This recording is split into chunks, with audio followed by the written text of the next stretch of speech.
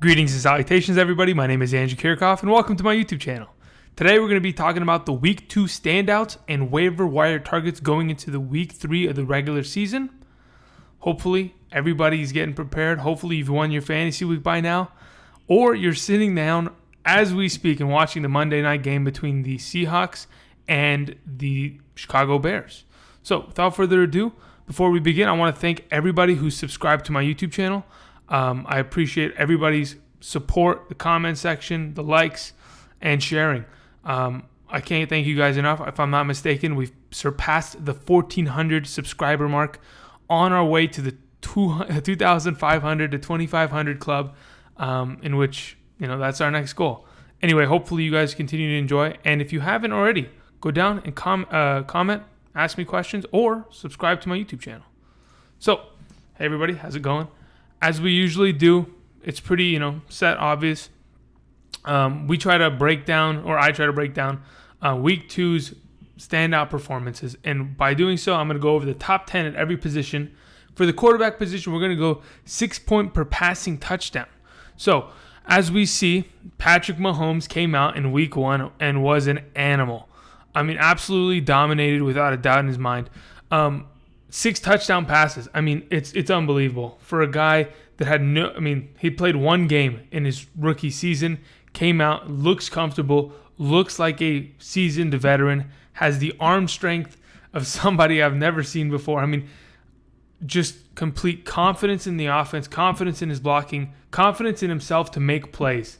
And against defenses that are really better than they look, The Chargers, yes, they were a little injured last week, but he came out this week and he absolutely dominated a Pittsburgh Steelers defense, and he put up 50 points in 6-point per passing touchdown leagues. Number 2, another guy that had to do with that game, Ben Roethlisberger was the second highest scoring quarterback. Well, here's the way I see it. Kansas City Chiefs, from here on out, are going to be in shootouts. So, their defense can't hold anybody. But can you stop Patrick Mahomes? That's literally the entire deal. Ben Roethlisberger came out, had 3 passing touchdowns and a rushing touchdown for himself, looked great, helped the pieces around him. That's what Patrick Mahomes and that's what Ben Roethlisberger do. They help the pieces around him in a fantasy aspect. Everybody's thriving within these offenses. And as we get through this entire video, you're going to kind of get an idea of maybe you want to start stacking these players and, playing towards these high-powered offenses. Number 3, Kirk Cousins played against the Green Bay defense, which isn't a great defense per se, and Kirk Cousins was lighting them up in the second half. Early on, Kirk Cousins didn't look great, but with Stephon Diggs, Adam Thielen, that 1-2 punch. Case Keenum looked great last season, and that's what Kirk Cousins is doing this year. Kyle Rudolph, a little bit of Laquan Treadwell. They looked great. Dalvin Cook got a little banged up at the end of that game, but hopefully he's fine this coming week. Kirk Cousins looks great, and he dominated 41.5 points and 6-point per passing touchdowns. Blake Bortles, the number 4 quarterback. Who would have guessed, right? Honestly, just a guy that stepped up. Will the offense be able to continue? I honestly believe that the absence of Leonard Fournette caused this. Right? If Leonard Fournette continues to, be injured, Blake Bortles is going to have to throw the ball more. And then as soon as Fournette comes back, they're back to that BS play-action offense. I like the idea of leaving Blake Bortles in the spread against defenses who aren't great, like the, New England Patriots. Otherwise, I don't know. I'm not sure if he can sustain it, but he did have a performance that you all will remember. Another guy, Ryan Fitzpatrick, as you saw in the thumbnail. Oh, man. How is it possible? How? Honestly, how is it possible? How does he continue to annihilate defenses? How? Okay? Week 1, we thought it was a fluke. We thought the Saints' defense was a garbage can. They're not. Okay? Then we thought, there's no way. There's no way he destroys the Eagles. First play of the game. 5-yard touchdown? 77-yard touchdown to Deshaun Jackson. What world are we living in, right? It's so confusing. I'll get into a little bit of more Ryan Fitzmagic a little bit later.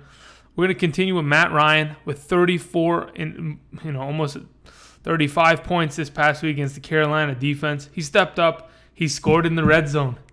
It took him a week and a half almost. They readjusted, and a lot of the red zone score. I think he had 2 rushing touchdowns, one for a QB sneak and one for a scramble. He got it done. He performed well. Hopefully, this is his bounce back game against a Panthers defense who looked great against the Dallas Cowboys. But Dallas Cowboys offense not amazing, but again, they're a good defense. Matt Ryan was able to perform. Hopefully, this is the turning point for him this season. Start to get more confidence under his belt and start to perform more so that he can help the guys around him. Okay, number 7, Andy Dalton. Do I want to talk about this? It's out there. We all know Andrew said don't start Andy Dalton, okay? I said it, and I'm not apologizing for it, okay?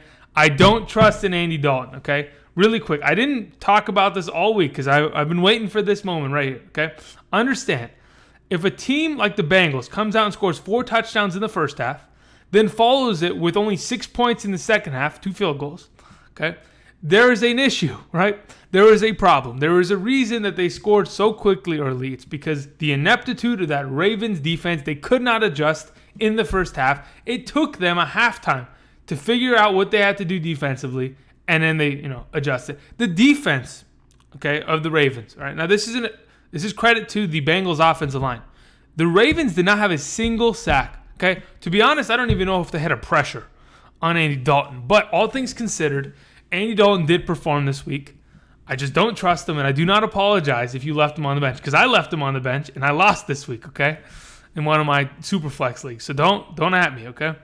Number 8, Cam Newton. There it is. Cam Newton doing what he does best. Last week didn't have a great performance. I think if I'm not mistaken, in 6-point per passing touchdown leagues, he had about 16 to 18 points. Turned it around this week. Spread out the offense a little bit more. Yes, with the absence of Greg Olsen, they don't really have a tight end. I think Ian Thomas, if I'm not mistaken.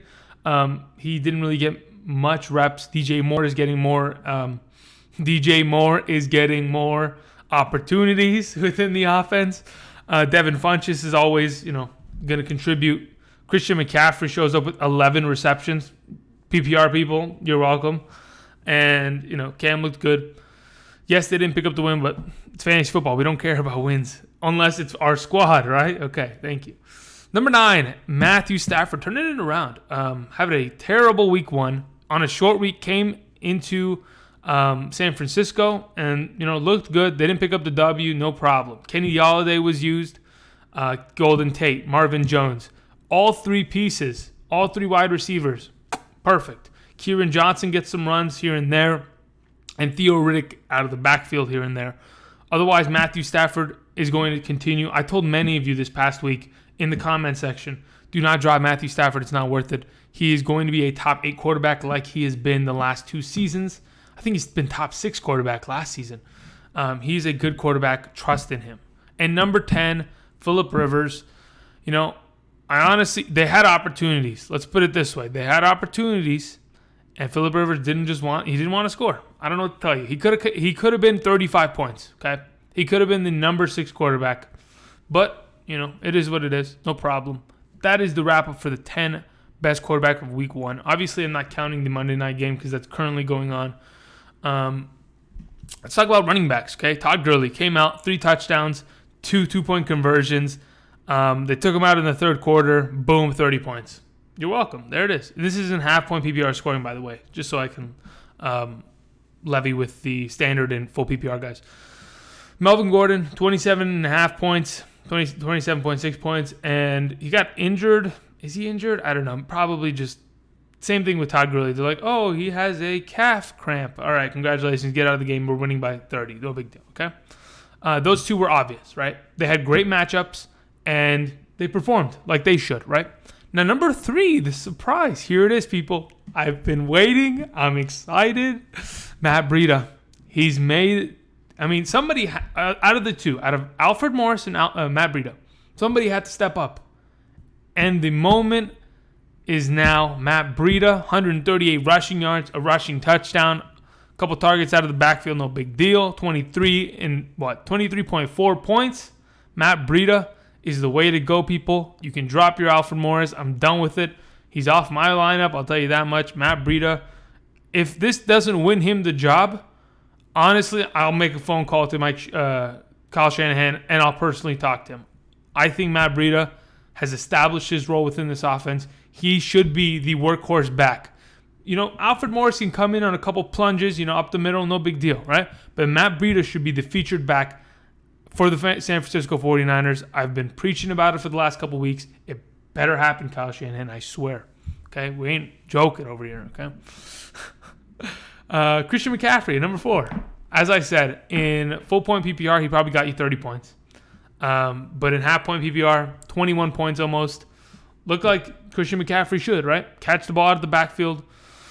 Juke and jab, break people's ankles. Just be a stud. Number 5, Saquon Barkley. He also was pretty heavily utilized throughout the passing game, but that was just because the Dallas defense for, I would say 3.75 quarters were playing defense at a pretty good level until they really wanted to not play defense and only brought 4 and stopped blitzing and allowed Saquon to catch the ball out of the backfield constantly. Anyway, Saquon, he's a stud. You picked him in the first round for a reason, and you're being, heavily paid for it. Saquon played well. Even behind a offensive line, which if I'm not mistaken, the center of the Giants, he's out. Broken ankle. But I don't think it'll affect it that much. The backup, I think Greco is a pretty veteran guy. Number 6, Ezekiel Elliott, 17.2 points in half-point PPR. Had a touchdown, had about 70 rushing yards, I think, probably. A couple receptions. Maybe he had more rushing yards. He looks okay. It's just when they fill the box and there's no one else to pass to, it's rough. It's tough. He's not going to be able to score those 30 points like Todd Gurley or Melvin Gordon does. It's not going to happen. The team just doesn't allow it. Number 7, the time stone. If you guys remember, Corey Clement. I told you I looked into the future. Didn't I say it? I told you I looked into the future, and I saw Corey Clement scoring fantasy points. And what was also another benefit? Jay Ajayi went down early. So, also, in other news, Mike Wallace, broken leg. Corey Clement will be used as a wide receiver, perhaps. Don't at me. Anyway, number 8, James Conner, stud. Le'Veon Bell production. In a game that was a shootout, he wasn't utilized as much as he was the week prior in a game where they ran consistently. James Conner still got into the end zone, looked good behind the Steelers' offensive line. And in this Steelers offense, hopefully Le'Veon Bell never comes back. I'm just kidding. I own him in a league. Lev, get back. I'm sick and tired of this, all right? All right, number 9. That was a headphone warning. Bilal Powell. Okay, Bilal Powell. Being a running back like Bilal Powell, majority of his fantasy production was in the passing game. He had a receiving touchdown, a couple of catches. Looked good. In week 1, he looked good also. He didn't have that, big 80-yard run that Isaiah Crowell did, but as the season progresses and Crowell begins to get more and more useless, Bilal Powell begins to get better. That's usually how it works. Bilal Powell, after week 8, is just a completely different animal. And number 10, Chris Thompson, another PPR monster. I didn't think he'd have the better week than Adrian Peterson, but Adrian Peterson decided to not show up this week, and Chris Thompson took care of that with the receiving game and being extremely, extremely, extremely good overall. I don't know what else to say. Let's move on. Okay, Stephon Diggs. What is this? 31.5 points, people, in half-point PPR. My brain hurts, but, it is what it is. When you have Kirk Cousins, you like that. Bada boom. He's throwing, touchdowns left, right, and center, 2-point conversions. Stephon Diggs, he is the number 1 receiver in that offense. We knew that coming in from the preseason, that little report that they had. Number 2 was A.J. Green. Did it on Thursday. We all knew about that. I'm not going to talk about the Bengals anymore. I'm sick and tired of it. Number 3, Adam Thielen. Who would have guessed that both Stephon Diggs and Adam Thielen would score that many points? I think it's just a weekly thing now. You have to start both of them. I don't care the matchup. You have to start them both. Even if you own both, you have to start them both now. They're just, Adam Thielen's not too much of a red zone target comparatively, but he is a PPR monster. Michael Thomas, 25 points, beast, with Drew Brees playing against it doesn't matter what defense. Honestly, I was going to say a little bit of an inexperienced defense, but what difference does it make? He's going to do it against anybody. He's going to continue to perform. Michael Thomas is an animal. Juju Smith. I mean, what else can I say? He's another guy that's going to continue to do so. As long as Le'Veon Bell is out and James Conner is not catching 10 balls out of the backfield, Juju Smith is going to continue to perform and perform well. Was one of my starts of the week. I mean, just an animal. We'll move on. Will Fuller came back from that hamstring injury that was plaguing him for a while. Had a pretty good breakout game. Had a touchdown. And he looked good. I mean, he's one of the fastest players in the NFL, right? So as soon as Deshaun Watson lobs that thing off, he's just got to get under it. And he does so. And Will Fuller will continue to be a start. I think this coming week he should be a pretty good start for a wide receiver 2, 3, maybe even flex in a PPR position. Number 7, Keelan Cole. I mean, look at those 3 guys. Juju, Will Fuller, Keelan Cole. And then we're going to get to some other names that are more, known. But still, Keelan Cole with 7 and number 7, 21.1 points with Blake Bortles. As soon as Blake Bortles starts to, figure it out, I hope they stay in that shotgun offense. Enough with this Leonard Fournette stuff. Fournette wants to play. He can play out of the shotgun. I don't care. Keelan Cole played well. I mean, plain and simple. I'll talk about him in the future, probably later on this video. Number 8, Deshaun Jackson.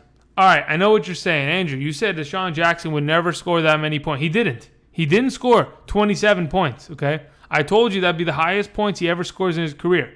But I can't believe it. How do you just? Where was the safety on that play? Was Malcolm Jenkins sleeping? I swear, when some of these high-powered offenses play, like the Chiefs and the Tampa Bay Buccaneers and the Pittsburgh Steelers, it looks like the defense is sleeping. They're getting caught watching. They're not moving their feet. They're just standing there watching the quarterback. Like, what are we doing? Get on the sideline if you want to watch the game. Number 9, DeAndre Hopkins. I mean, okay, so the Vikings wide receiver combo, Diggs and Thielen, boom, boom, number 1 and 3. And then we have the Texans wide receiver combo with number 6 and number 9. Yet, Deshaun Watson was not a top 10 quarterback. Something's a little off there. Just something. I don't know what it is, but it's a little off. Number 10, Brandon Cooks. Didn't even have touch the end zone. Honestly, he was just an animal. Plain and simple. He's going to continue to be a vital part of this offense, along with all the other pieces. I mean, they're going to score 30-plus points a game. They're going to do it again this year. And I just hope that the Rams stay healthy because they are a fun team to watch. All right, tight ends, real quick. I know we've been at this for a while. Travis Kelce, he had his comeback week. For those of you who said, should I trade him? Oh, my gosh, should I trade him? You're welcome. There it is. You get paid off there. Jesse James at number 2, at 22 fantasy points. That angers me, right? But it doesn't anger me that much. I've said in the past, and I've been very vocal about this, okay? I do not like Pittsburgh Steelers tight ends. But if the case is that Jesse James is going to be a red zone target, then I can no longer ignore him. I will talk about him a little bit later on this video, maybe on the waiver wire pickups. It's going to be really quiet so nobody understands. Anyway, so let's move on. Number 3. Oh, man. O.J. Howard, why'd you do this to me, man? Why'd you have to catch one pass for 75 yards and a touchdown, huh?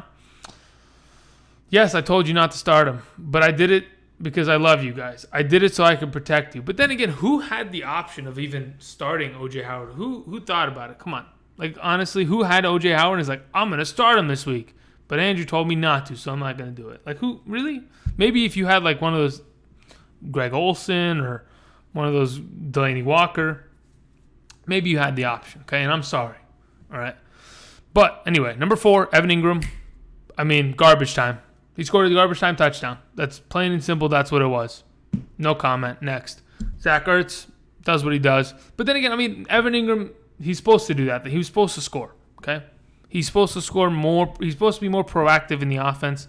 He's not, though, because Eli was getting completely destroyed all game. Zach Ertz, 14.9 points. That's what a tight end's supposed to do. Perfect. Austin Hooper, out of nowhere. But is it really? I think so. I don't like Austin Hooper very much. I don't think he's a mainstay within this offense. I think, yes, he caught a touchdown, got some yards, here, bada boom. Is he going to be able to continue that? I doubt it. But if you like him, go for it. Jimmy Graham, a guy that I said was very touchdown dependent, managed to figure out how to play without scoring a touchdown. Had pretty good yardage, pretty good target count and receptions and yards. Looked good. Kyle Rudolph, another guy. These two guys, Jimmy Graham, Kyle Rudolph, I think as the season progresses, I think they should be your starts if they're on your team. But you could potentially, have other guys play over them because they are pretty inconsistent just as of right now from week 1 to week 2. Yes, they didn't perform in week 1, but they're getting a little bit more acclimated with the offense. They'll eventually become vital parts. Number 9, Eric Ebron. This is the second week in a row where he catches a touchdown. What does that mean for Jack Doyle? That means rest in peace, Jack Doyle. Eric Ebron's here, and I don't like Eric Ebron. You don't know how many times I've owned him while he was on the Lions, and he just continued to just screw me over. So, Eric Ebron, congratulations. If you're on the waiver wire, we'll talk about you a little bit later. And number 10 was Austin Seferian-Jenkins. Caught a touchdown. Other than that, I think he had 3 receptions all game long. Pretty much a lucky touchdown. But then again, he scored fantasy points. So be it. Okay, so let's go to the waiver wire targets, all right? Real quick. Before we begin this, it goes without saying.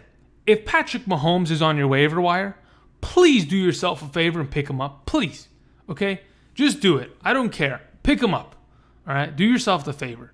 Now, let's look at everybody up here, okay? This goes in no particular order. It's really just on on what you like, okay?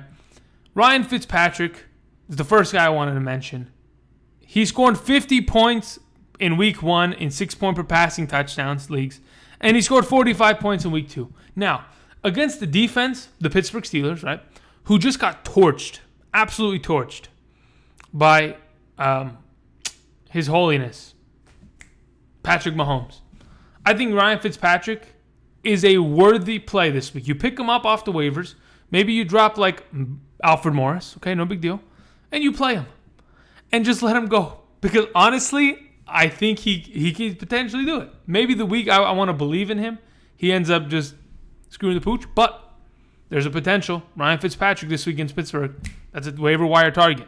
Number 2, listen, I understand. I don't like Andy Dalton, but he's playing well. Will he be able to continue?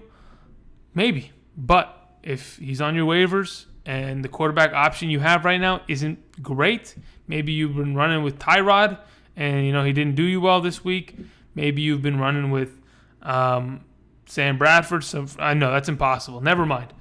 Andy Dalton for your consideration. Matthew Stafford, hopefully you didn't drop him. Hopefully you started him. But if you didn't and in your league somebody dropped him, boop, pick him up because they play New England this week. And that is a great matchup, okay?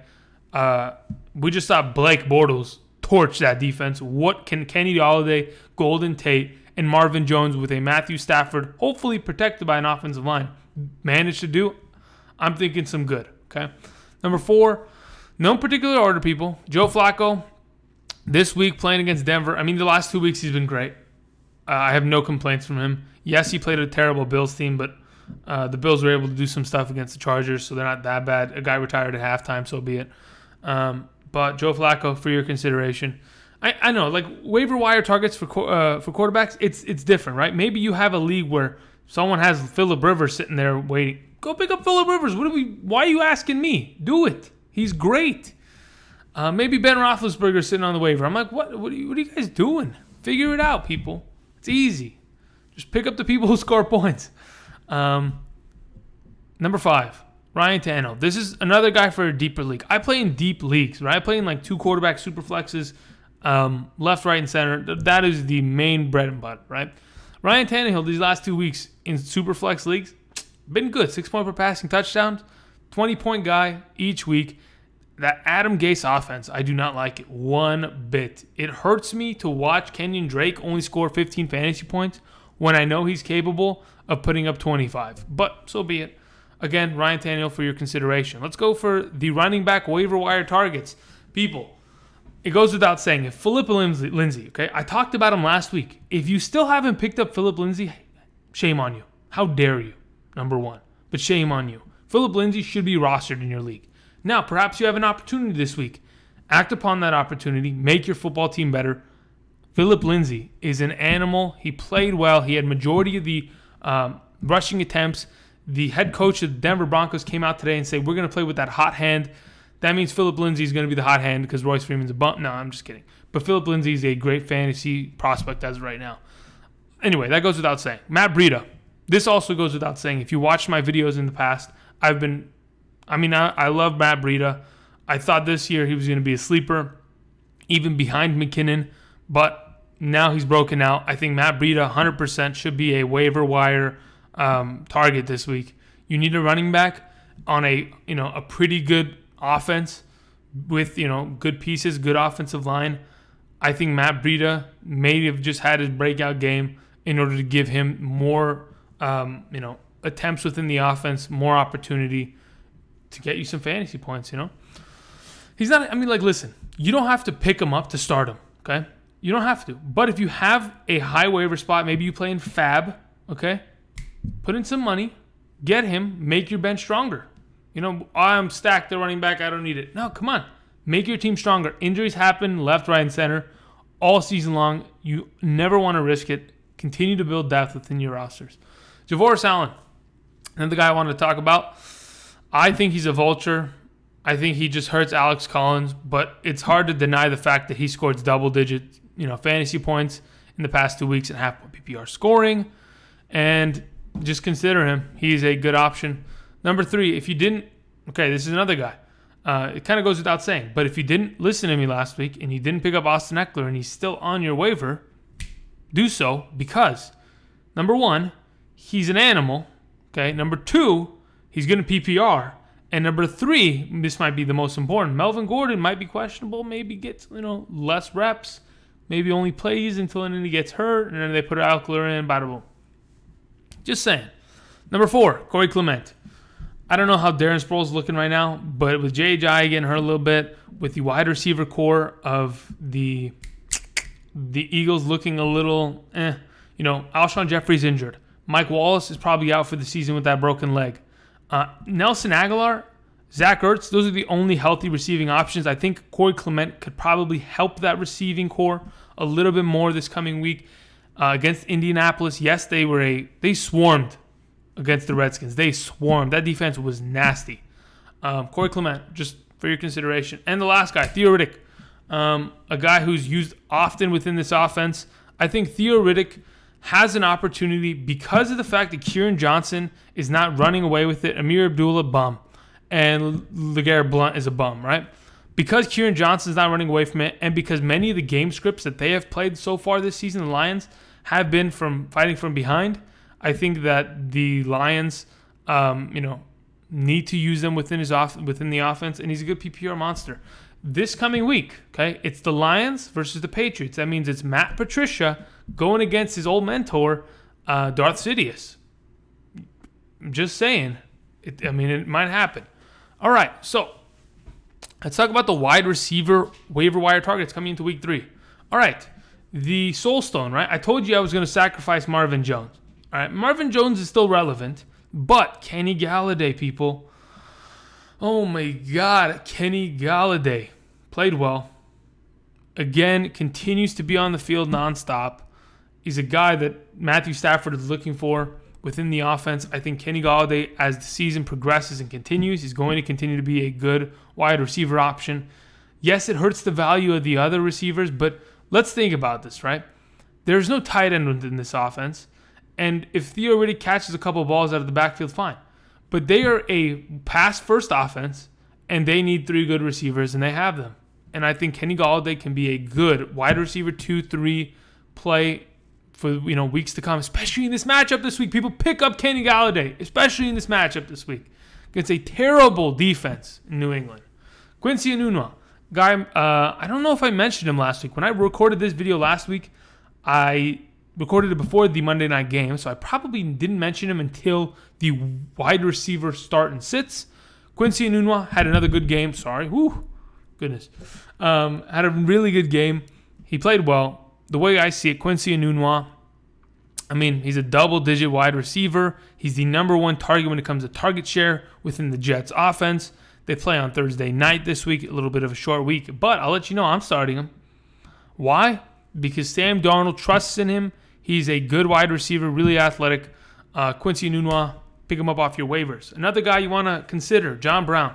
Okay, now this might be a little bit of a reach, okay?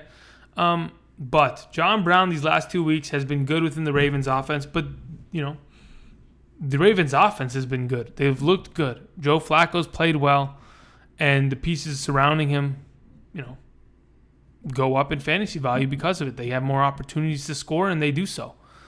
John Brown has played well. I think as a waiver wire pickup, maybe he doesn't have to be your first waiver wire idea, right? Maybe you can put in a waiver, get a running back, then as your second waiver, you put in a wide receiver.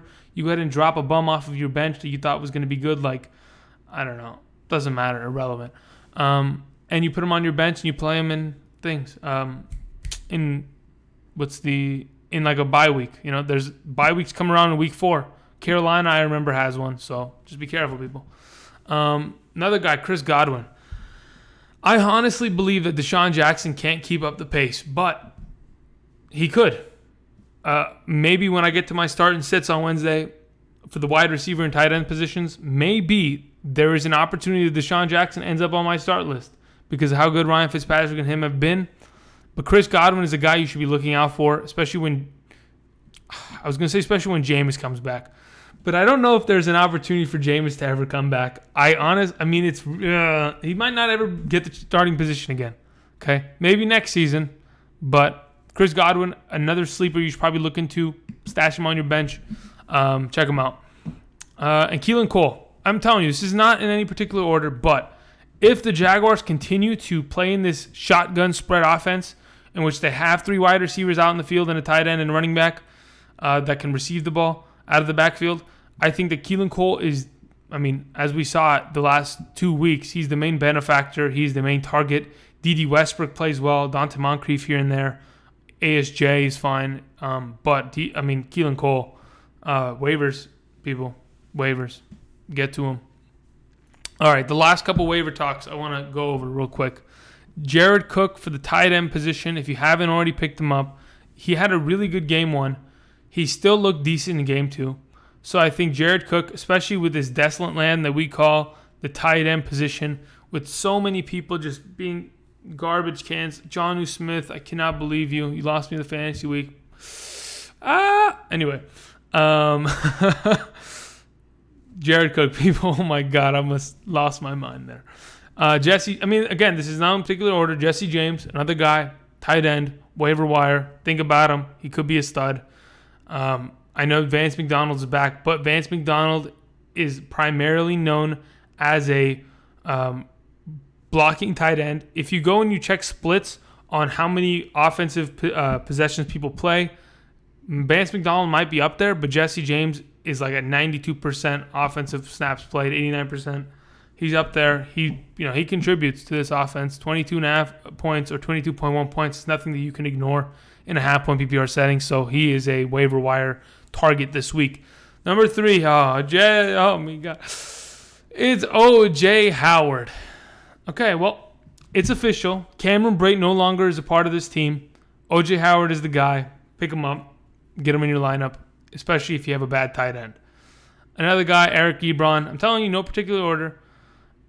When you score 2 weeks in a row and Jack Doyle looks like he's not even on the team at week 2, there's a problem, right?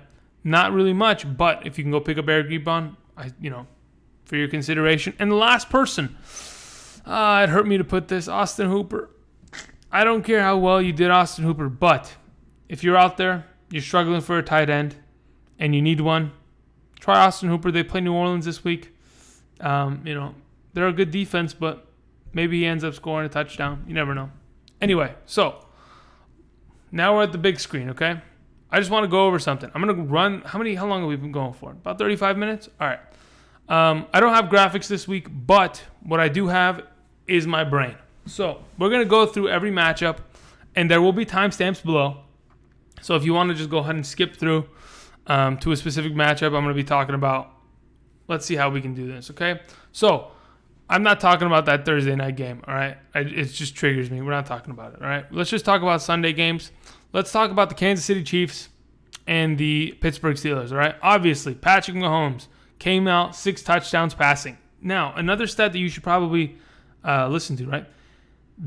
6 touchdowns passing, but he threw it to 5 different targets.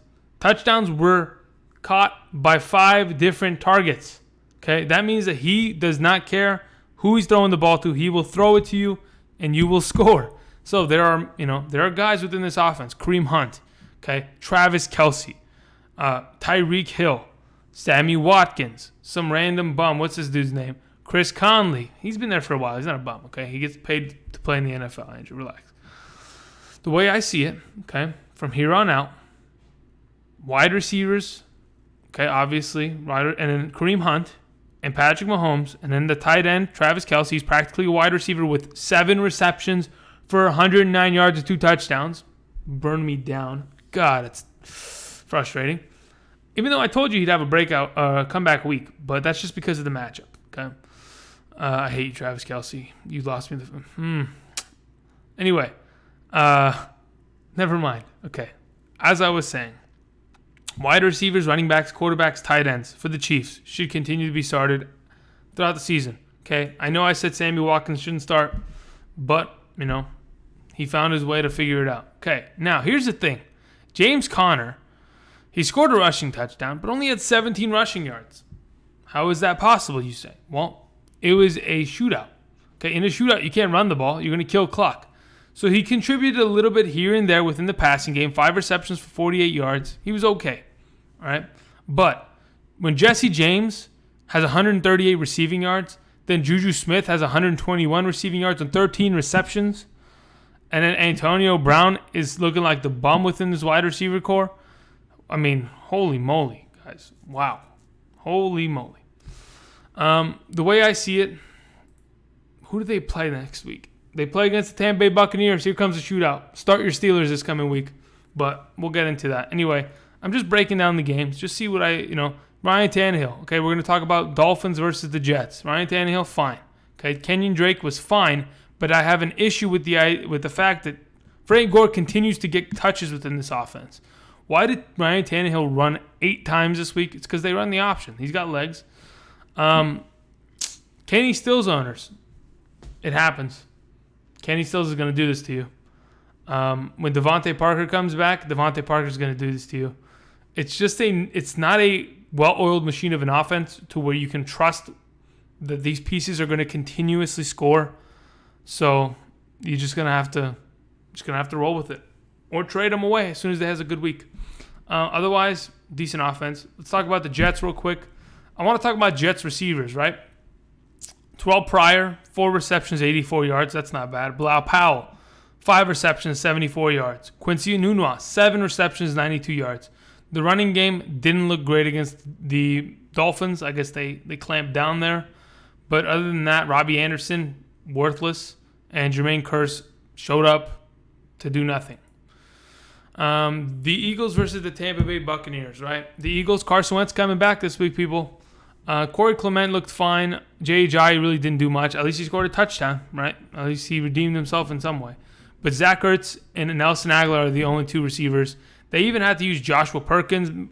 Where's that other tight end for the Daniel Goddard? I don't know where he went this week, but I guess he just didn't want to show up. Maybe he was hurt. I'm not sure. Corey Clement's going to use in this offense. Kamar Aiken, who used to play for the Ravens, used to play for the Indianapolis Colts, is going to probably be a wide receiver within this rotation because of how devastated the wide receiver core is with injuries. So we'll just have to wait and see. Tampa Bay Buccaneers, right? I mean, they don't have a running game. They were never going to have a running game versus the Eagles, but they continue to pass, and it continues to hurt my soul. I mean, look at this stat line. Deshaun Jackson, 4 receptions, 129 yards, and a touchdown. O.J. Howard, 3 receptions, 96 yards, and a touchdown. Mike Evans, 10 receptions, perfect, 83 yards and a touchdown. And Chris Godwin with 5 receptions, 56 yards, and a touchdown. I mean, what are we doing? What is this? I mean, what is this? it triggers me a little bit because this is fantasy football. I can't do nothing about it. All right, the next game, right? The Cleveland Browns that couldn't make a field goal. I am under the impression or the suspicion that Gonzalez, the kicker for the Browns, there was a check in his envelope for the game. They told him miss field goals. He did exactly that. Case closed. He's fired. Tyrod Taylor looked okay. Honestly, Tyrod, I'm just waiting for you to get replaced because I'm just waiting. I think that Jarvis Landry's suffering because of your play. I think David Njoku's useless because of your play. Maybe I'm not watching the games enough, but Duke Johnson's irrelevant and doesn't show up to the games. He might as well retire at halftime. Carlos Hyde, he contributes. We'll get to him on tomorrow's episode when it comes to running back starts for this coming week. Antonio Callaway at least stepped up. Rashad Higgins is okay. I mean, when I say okay, he scored almost 10 points in PPR leagues. Not in full, though. In half PPR, excuse me.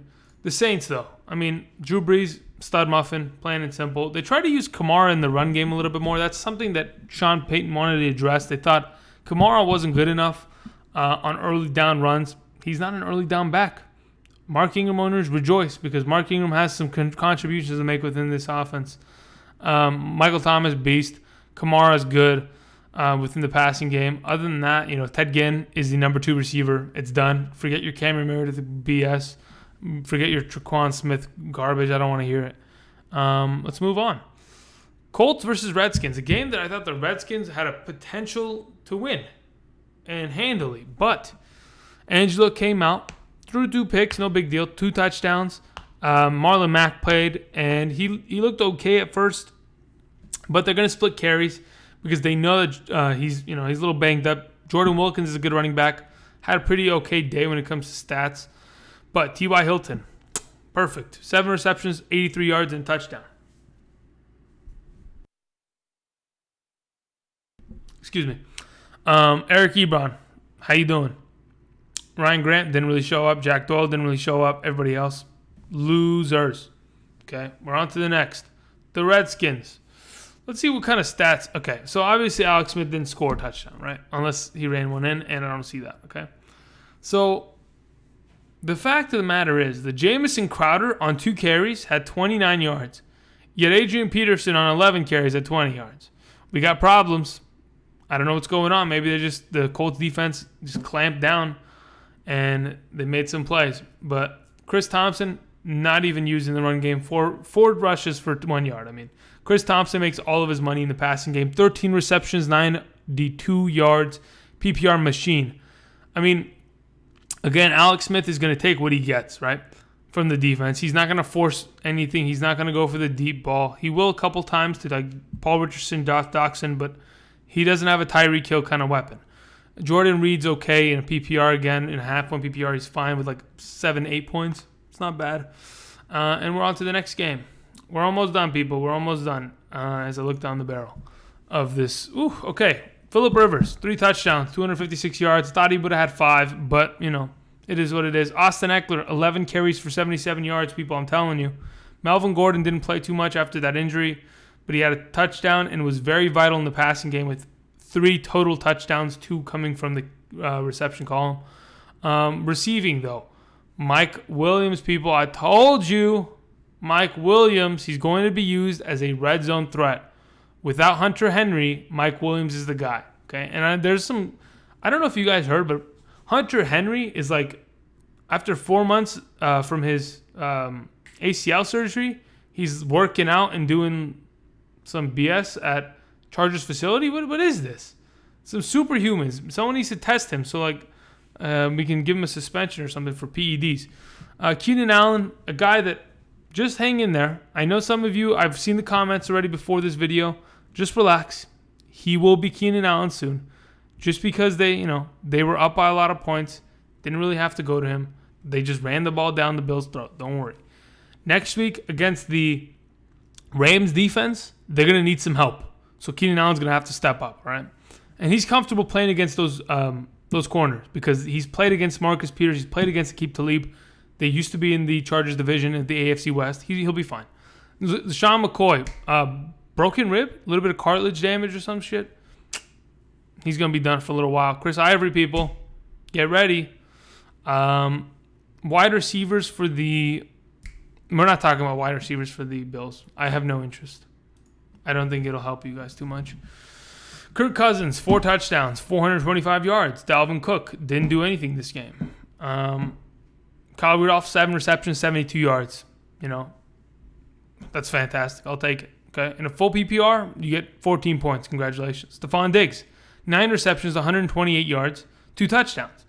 Adam Thielen with more receptions, 12 receptions, and more yards, 131 yards. He doesn't get that touchdown. He doesn't get the 2-point conversions, but it doesn't matter. You should start them both. We continue to the Packers, where Aaron Rodgers barely was able to limp around to score enough touchdowns. Devontae Adams was fine. Jimmy Graham looked good. Geronimo Allison contributed. Randall Cobb, not so much. As much as I thought he was going to be able to contribute, I guess, I don't know. Aaron Rodgers didn't play great. Yes, they scored 29 points, but they did not play great. Where did they score their touchdowns? I see 1 touchdown. This is all special teams and defensive touchdowns? I'm getting a headache. We're moving on. The Panthers versus the Falcons, people. Okay, here we go. Cam Newton, stud. He was able to run the ball for 42 yards. That's great. Christian McCaffrey on the ground was absolutely worthless for 8 yards, 8 rushes, 37 yards. Excuse me. I mean, that's not worthless, but then again, he is the leading receiver on this team. Funches, 77 for 7 yards. 7 receptions for 77 yards. A couple other guys. DJ Moore, 1 reception, 50-yard touchdown. No big deal. We're on to the next team. We're on to Cincinnati. My name is Bill Belichick. Matt Ryan looked okay. 2 rushing touchdowns, 2 passing touchdowns. Again, I told you. Tevin Coleman. I warned you guys. I told you guys. And there he was. 16 carries for 107 rushing yards and had 4 receptions for 18 yards. Continue to start him because Devontae Freeman is going to continue to ruin my fantasy team, and he's going to continue to stay injured on the sideline. So stay with that. Other than that, Julio could have played better, but no big deal. He will return to have some fantasy value for you. Now, a game that I kind of wanted to talk about. My neck is starting to bother me. How did the Titans beat the Texans? How? Without Marcus Mariota, without Delaney Walker, without Taylor Lewan, and without Jack Conklin. They managed to beat the Texans? Oh my. They lost because of that punt, that fake punt. I swear they did. Deshaun Watson, I thought he was going to be better this season. He's really not. Lamar Miller, again, another game without a touchdown. That's scaring me a little bit. He's going to get dropped in this week's rankings. I mentioned Will Fuller and DeAndre Hopkins a little bit earlier. They're fine. Derrick Henry, still not great. Dion Lewis, I think just he wasn't used that much. Had 1 reception. That's not great. Sorry. My neck is really bothering me. Corey Davis was okay. Texans, if Mariota's not there and the offensive line is not intact, I don't really trust the pieces. I mentioned this to you guys on the Saturday video on the injuries. The Rams. Okay, real quick. David Johnson. I know he screwed many of you over. Hopefully, it'll turn around. If it doesn't, I don't know how much value you can trade him for. I think as soon as they change the quarterback, as soon as they get Matthew Stafford out of there and Josh Rosen shows up, we'll have a little bit more opportunity for David Johnson to be a beast, okay? Other than that, don't start your Cardinals that are not David Johnson. I don't want to deal with Larry Fitzgerald not getting the ball thrown to him. I think the stat was, let me look at this. Ricky Seals, okay, yeah, but Chase Edmonds, yeah. So there was only 2 wide receivers that caught the ball yesterday, and that was Christian Kirk and Larry Fitzgerald. The rest were tight ends and running backs. That's sad. Jared Goff looked okay, looked decent. They're going to run the ball into the end zone. He's not going to be a quarterback you can start every week because they're not going to be able to score passing touchdowns very often. Brandon Cooks looked great. Robert Woods looked good. Cooper Kupp still looked great. Todd Gurley in the passing game.